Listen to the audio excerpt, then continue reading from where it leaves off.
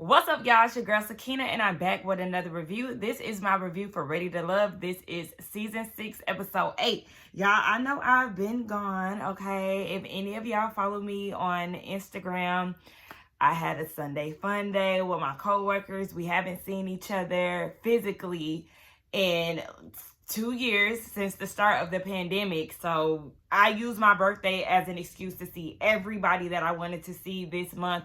And I forced all of us to finally get together because we've definitely talked about it a few times, but we never executed. So I was like, you know what? It's my birthday. I want to see y'all. Let's make it happen. Child, we turned up. We went to 2 different places. I had one too many drinks. My limit is really 2 drinks because, y'all, I'm a lightweight.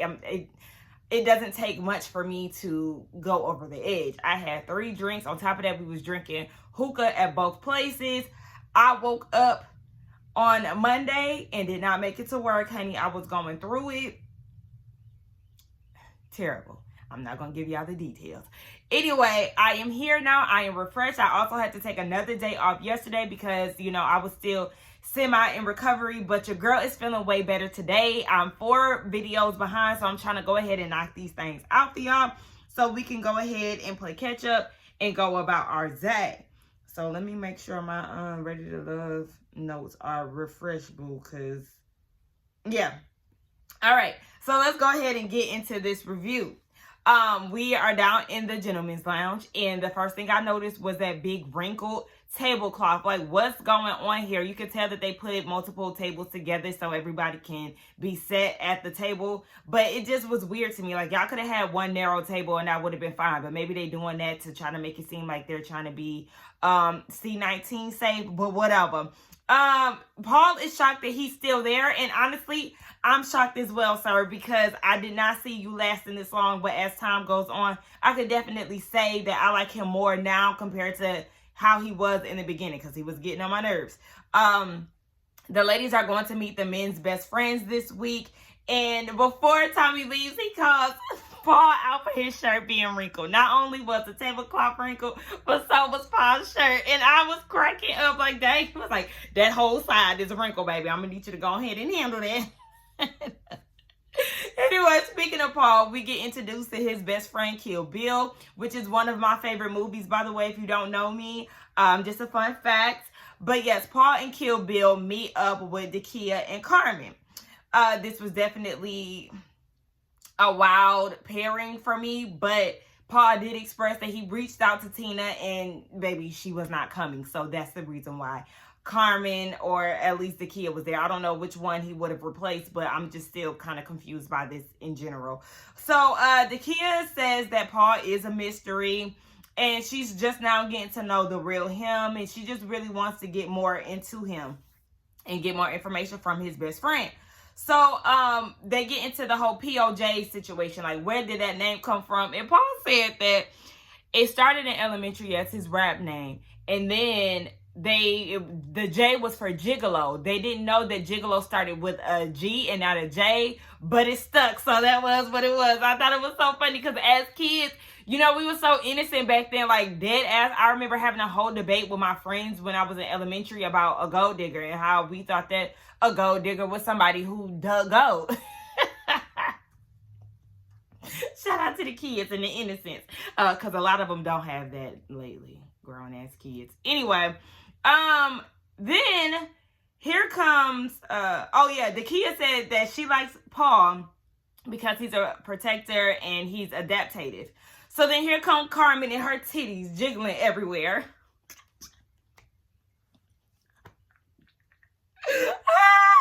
I'm like, see, there she go. I mean, I understand, as women who have bigger breasts, they just there. They just there. But, sometimes, like I said, she leads with sexuality. Like, she got introduced to Kill Bill and her titties was basically on his forehead. I'm like, girl, okay, calm down. So she comes in, being baby Jesus with her blue contacts, and I was with Dakia. Baby, you definitely think that you doing something with them contacts? Clifton already gave you a warning and you still wearing them. I noticed when she thinks that she's that girl, when she thinks that she killing the game that day, she pop in them blue contacts for a little razzle dazzle, a little sprinkle or something, and it's like, no, it's not giving what you thought it was gonna give, sis. We actually don't feel them blue contacts, so I'm gonna need you to go ahead and get rid of them because you actually look a fool. So Carmen is trying to tell Kill Bill that he don't need to be calling Paul POJ. Girl, if you don't relax, you don't even know him, so don't try to step on his toes and tell him that he needs to change the name of his friend for many years. That was just weird to me, and I just felt like she was doing too much. Like, no, if I want to call him PJ, that's like one of my friends calling me Bean, and my potential being like, oh no, she's Sakina. I don't care if it's associated with a past or anything of that sort. If that's my nickname, then that's my nickname. Like, I don't know. It just bothered me. Like, girl, I understand you wanted him to change his player ways or whatever. I get that, but it was just too much for me. Too much too soon. So I was with Carmen, feeling like it was a little weird for Dakia to be there. But, you know, whatever. Tina didn't show up, so Paul's just trying to see if there's something there.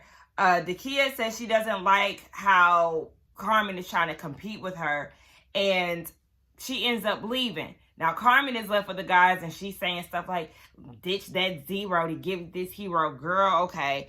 Mr. Kill Bill realized that she's definitely competitive, but she's saying that, yes, she is competitive, but she's also submissive, and Paul brings that out of her. Lies!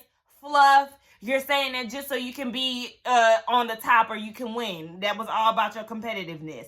Paul did notice that she's definitely superficial in many ways, but, you know, he feels like there's some different sides to her. And Mr. Kill Bill said that he would choose Dakia over Carmen. He said Dakia is like the new version of Paul. Carmen is the POJ version, as much as she hates that nickname. Anyway, let's move on to Tori and his friend Ash with Sabrina and Ace. So Sabrina gifts him with a candle, and he thought that that was nice, but he's still skeptical because he's like, every time I pull away from her, she tries to pull in. Like, you know, she just wants me around. So he really feels like she's giving him mixed signals. It's meeting hanging in the... Oh, look, I had to know. I was like, what? I was thrown off by the meat that was hanging on the rack. It was like in midair. It was so weird. I didn't understand that. It was kind of like, I guess, some charcuterie going on that they were supposed to be eating, but they had meat just hanging in the air. It was strange. So they start talking about Sabrina. She has dated after her marriage, but things just haven't worked out. She wants somebody that is loyal, that she can rely on, and just somebody to experience life with. So Ash was like, okay, that sounds good. Now, where's this other lady at? Where Ace at? And then Tori gets on the phone and he calls her. And I was with Sabrina. This is a little weird. Like, if you are interested in me, why not be focused on the person who's actually here? Call her afterwards. If she doesn't show, just call her afterwards and charge it to the game. But him staying on the phone while Sabrina is visibly uncomfortable, I just felt like that was another dig or another way to make her upset because of all the other emotions that she's put him through. I always feel like he's always trying to come after her or, you know, just jab her a little bit for the whole Demetrius situation. It's very passive aggressive of him. So Sabrina, she has been single for over a year and she really wants to take things slow. And like I said before, Tori just feels like she wants him around just for her sake. I just said my whole thing is because he's upset that she's not as decisive as he is. She's more so indecisive. But sir, that's your fault because you didn't explore options. You thought she was going to be your number one and that was just going to be it. Y'all was locked in and that was it. Y'all thought y'all was going to pull a Clifton and Joy, but even they're playing the field and doing their option situation, whereas you thought that Sabrina was going to be your number one and you wasn't going to have any other options until Demetrius stepped up, somebody that she actually has interest in. But speaking of him, let's just go ahead and get into that. So Demetrius and his best friend meet up with Sabrina. He didn't have anybody else because she is the only one that he's interested in. So she admits that he is her top pick. And the friend is like, okay, so what do you bring to the table? And she says she's a genuine partner and he could depend on her. So Sabrina wanted to know what type of woman is good for him. And he said, a submissive woman.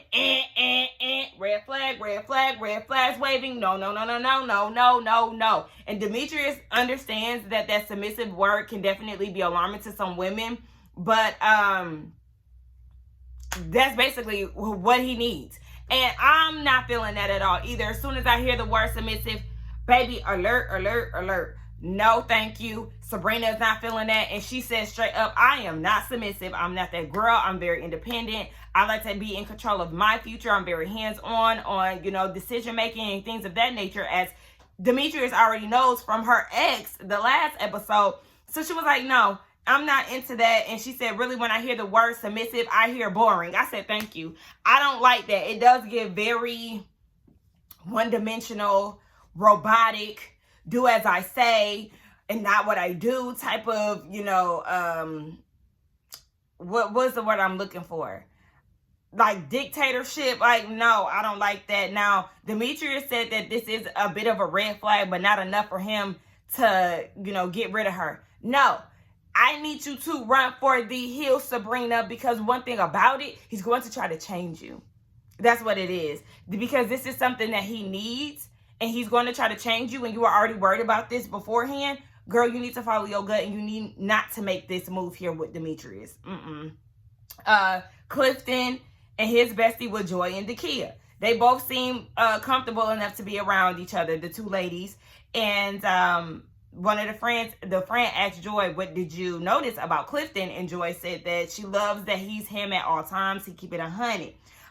He then asked, I said Carmen, I meant to put Dakia. He asked Dakia, what's the best quality in him? And she said she just likes the fact that he could switch it up. He could be very fun, and he could also be very serious. He could be funny and also intellectual. And then the friend, after the ladies leave, because the friend did say that that's pretty much his gift and his curse, that he's just him 100% at all times. But the ladies leave, and the friend said that Joy is more of his speed. But for me, I just really loved how the ladies were not uncomfortable with each other. Dakia fed Clifton, and, Joy wasn't jealous. She wasn't taking a backbite or anything of that nature. They both respected each other's presence. In the confessional, they didn't bash each other, and I just love that. Like, they already understand that they both have a connection with him, but they don't need to tear each other down to be competitive. I love that. So, Donovan and Phil meet up with Sabrina and Tina. Now, we already know that Phil is from last season of Ready to Love.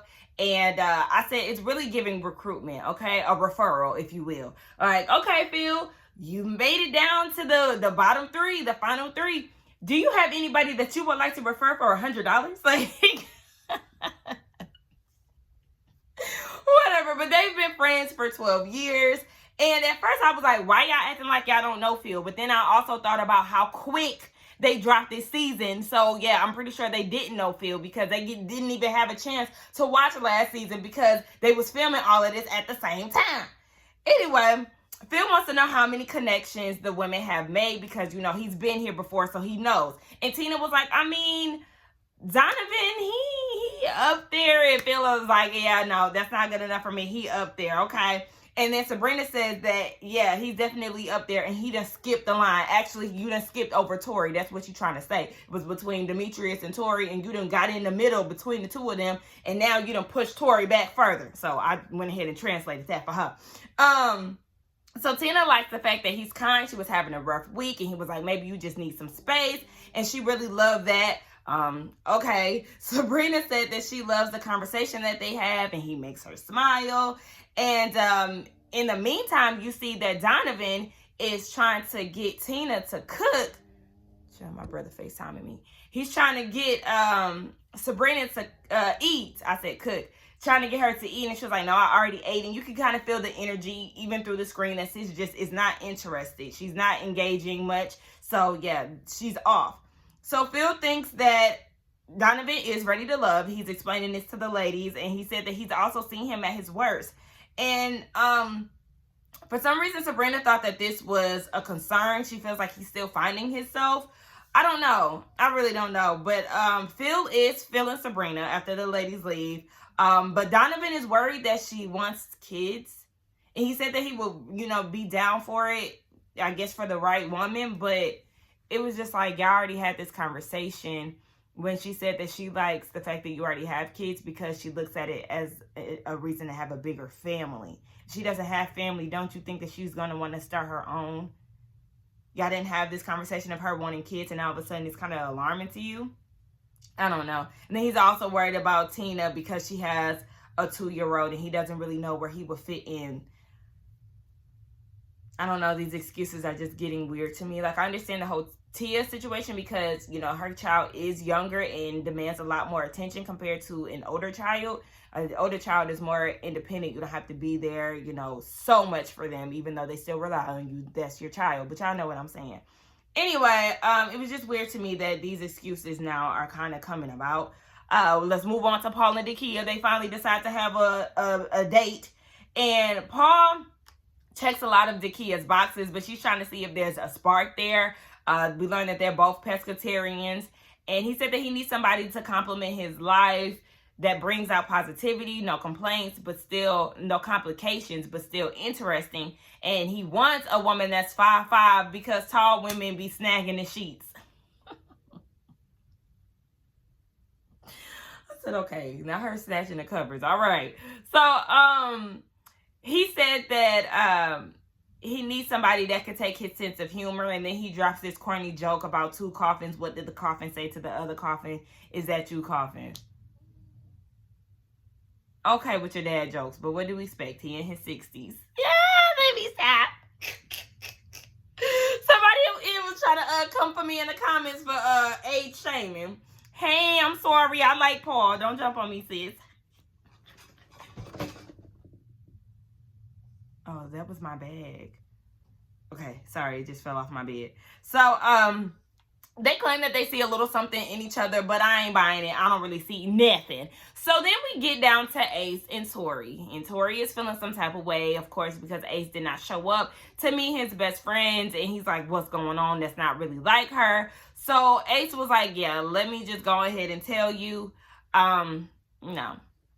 My only connection here is Laverne. He's gone. So I'm gone as well because I look at the way that you look at Sabrina. That's how you're supposed to look at a woman. Baby, you don't really see it for me. You see it for her, and I see it for Laverne. I don't see it for you. I don't want to send no mixed signals. That's the reason why she did not show up to meet his best friend. She said, baby, we're only going to be friends. That's it. That's all. So she decides to remove herself from the process. Okay. It is what it is. And I was very shocked that a lot of y'all was not seeing it for Ace. Now, she is not my favorite person. But a lot of y'all feel like she's fake and phony. And I was like, oh, wow. I was taken aback. I was not expecting y'all to feel that way about her. But, y'all just don't see it for her. And I felt like she definitely was kind of taking up space because she wasn't really giving too much of anything. And I still don't even believe in her connection with Laverne all that much. So, baby, you want to leave because Milk Dud and went home? Have at it. I still don't understand how you can be attracted to him personality wise because his attitude definitely sucks and he was doing a lot. So yeah, it's time for you to go ahead and go on somewhere and y'all can spend Christmas together, girl. Bye, Ace. So then we get down to this gentleman lounge and Paul came in wrinkle free, boo. I said, okay, he making Tommy proud. So they start getting into their experiences with the dates. And Donovan said that, yes, Phil is his bestie. Tommy didn't know this. And then he informs Tommy that Phil and Sydney are still together. Fast forward to current present day. No, they are no longer together. I just seen a video about it online because I'm sure a lot of us who keep up with Ready to Love knows that Dante and his risotto is no longer with Aisha because he's a dog. He's an actor. And yeah, he's still up to his player ways with his 3 baby mamas. Child. Come to find out, I guess he had some other kids, some other secret kids that he was hiding, and he cheated on her with 2 different women within their 9 or 6 month relationship. Child, the ghetto, okay? And Aisha was looking good as fuck in that IG live. I said, see, this is the wig that we needed last season, girl. Like, you're glowing, you look good. You got that fuck nigga off of you, and now it's only up from here, girl. So Just a little news flash, a little Ready to Love last season update. Phil and Sydney are no longer together. She just said that, you know, it's just, she ain't bashing from what I seen. I didn't watch the whole thing because I had watched the whole Aisha live, and I was like, I ain't going through another whole live. I'm surprised I even did that. Anyway, yeah, so that's that. But Tommy talking about some I'm winning. You ain't the damn matchmaker. It ain't even together no more. So be quiet, Tommy. Anyway, Demetrius' friend thinks that Sabrina is the perfect match. I said that's lies, and if y'all really believe that, then y'all lying to yourselves, and y'all need to do better. Tommy asked Paul, we ain't seen POJ, but you need to figure out which woman can handle both Paul and POJ. I said, okay, I like that. Tommy says, Tommy then finds out that Ace dropped out of the process, unbeknownst to him, and he was like, "What? She ain't show up to the date, and then she just drop out. She ain't say nothing to me, y'all. If anything like this happens, call me, let us know." He was real upset about that, but Tori is like, "Baby, he's still connected to Sabrina," and I'm like, "Let that go. Like, she don't like you, bro. She is feeling Donovan and Demetrius. Your name don't start with a D, so I'm gonna need you to go ahead and exit out, boo. Hang it up, flat screen." They start talking about who they're not interested in. Tori ain't interested in Tina. Neither is Demetrius. Demetrius ain't interested in Dakia and Carmen. Clifton ain't interested in Tina and Sabrina. Paul ain't interested in Sabrina. And Donovan ain't interested in Joy. So it's just a lot of mixed signals at this point. A lot of guys are saying women's names just off the strength of not having, you know, a romantic connection. So with a smaller group, it causes more chaos and confusion. But I don't understand why they did decide not to do an elimination, simply because if Ace didn't show up and Tina didn't show up to Paul's situation, and she really wasn't mentally there with the whole Donovan date, then you know who you need to send home. Tina should have been the next to go. And I keep forgetting about her because I definitely would have named her last review, but I just keep forgetting about her. Like, it's like she's not really that prominent within the process like that. She's not leaving a lasting impression. So she's easily forgettable. And I know that sounds, you know, wild to say, but I'm just being honest. So yeah, Tommy decided not to do an elimination. He lets them have a break because it's retreat time. So they doing 2 nights together somewhere. I don't know where. And they get to really see how everybody interacts with each other. Y'all know these retreat times is where the real drama starts. And then Tommy leaves and tells Paul, you make sure you iron them damn pajamas. I'm in my pajama set today, y'all. I love this pajama set. I've had it for like 4 years now, but I've been wearing it more often than I have before. I got this from Target. They pretty much still sell this. They sell it in different colors. I got the short set. They got the pants set too, but it's so soft. It's so comfortable. If anybody is looking for any matching set pajamas, I do highly recommend that y'all do that because it gives you a reason to look cute around the house, but you still soft and comfortable and cozy and whatnot. So yeah, go ahead down to y'all local Target and y'all pick up y'all little matching set. It's real soft. I'm trying to tell y'all it won't be disappointing, okay? And this set don't need wrinkle. It's like wrinkle proof, okay? It don't need to be ironed. So maybe Paul need to stop by his local Target and go ahead and get him a tall set. Anyway, let's get down in the comments and talk, y'all. At this point, I should have been sponsored by Target the way I just sold this pajama set. But let's get down in the comments and talk. Do not forget to like, comment, and subscribe to my channel. And I will see y'all in the next one. And I think I'm going to go ahead and push out Candy and the Gang next. No, Love and Marriage Huntsville next. And then we'll do Candy and the Gang and put a ring on it. Anyway, let's get down in the comments to talk. Bye.